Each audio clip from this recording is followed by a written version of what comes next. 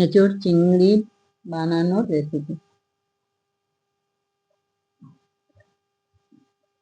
আলু এঁচোড় কেটে নিয়েছি। প্রথমে কুকারে এঁচোড়গুলো দিয়ে তার মধ্যে লবণ হলুদ দিয়ে হাই ফ্লেমে একটি করে সিটি দিয়ে সেদ্ধ করে নিতে হবে।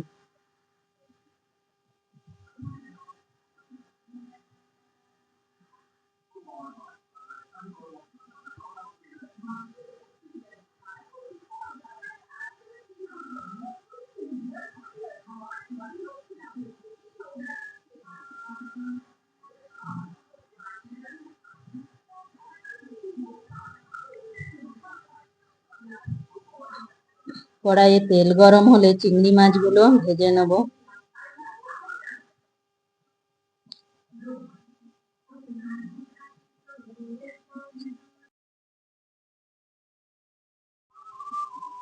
চিংড়ি মাছগুলো ভাজা হয়ে গেছে, লাল হয়ে, এবার তুলে নিচ্ছি।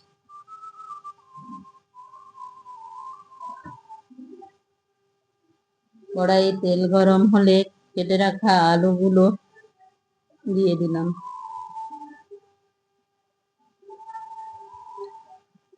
আলুগুলোর ওপরে নুন হলুদ দিয়ে ভালো করে নেড়ে চেড়ে লাল করে ভেজে নিতে হবে।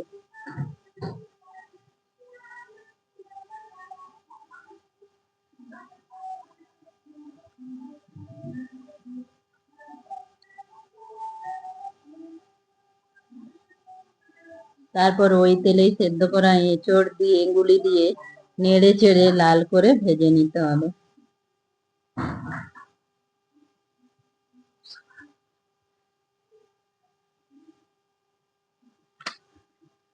এঁচোড়গুলো ভাজা হয়ে গেছে, এবার তুলে নিচ্ছি।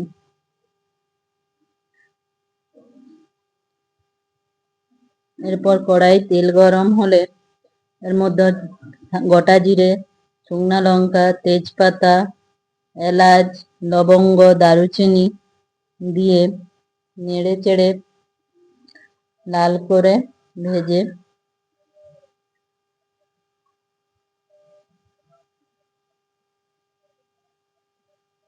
পেঁয়াজ কুচিগুলো দিয়ে দিচ্ছি।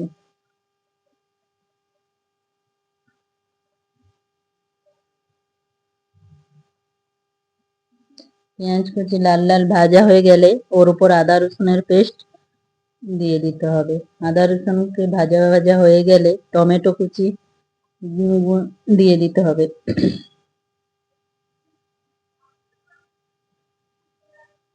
টমেটো কুচির উপর লবণ, লঙ্কা গুঁড়ো, হলুদ গুঁড়ো দিয়ে সামান্য নেড়ে চেড়ে মিট মশলা দিয়ে দিতে হবে। তার উপর টক দই দিয়ে নেড়ে চেড়ে নিতে হবে। টক দই নেড়ে চেড়ে হয়ে গেলে 2 চামচ চিনি দিয়ে ভালো করে মশলাটা মিশিয়ে কষিয়ে নিতে হবে।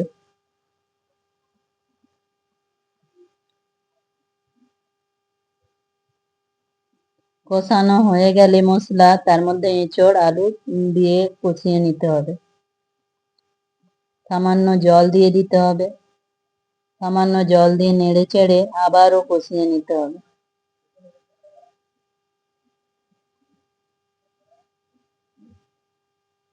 কষানো হয়ে গেলে এরপর চিংড়ি মাছ দিয়ে দিতে হবে। চিংড়ি মাছ দিয়ে 2 বাটি জল দিয়ে দিতে হবে।